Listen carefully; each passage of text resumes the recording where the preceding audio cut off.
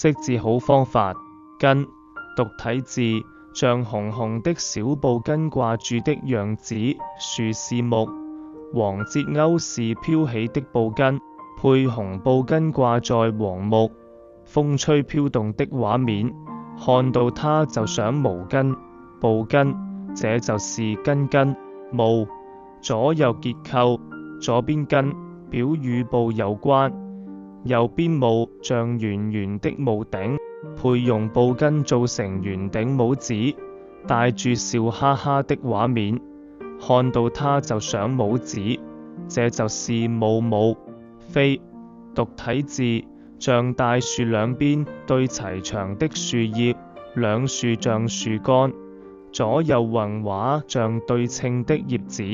配穿外粗樹兩邊葉子對住牆的畫面，看到它就想是飛，不是，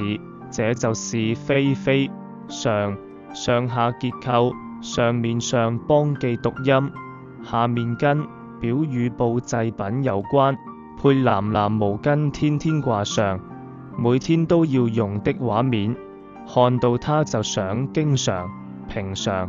這就是常常。總結，學會漢字根，毛巾加毛，飛，常常加根。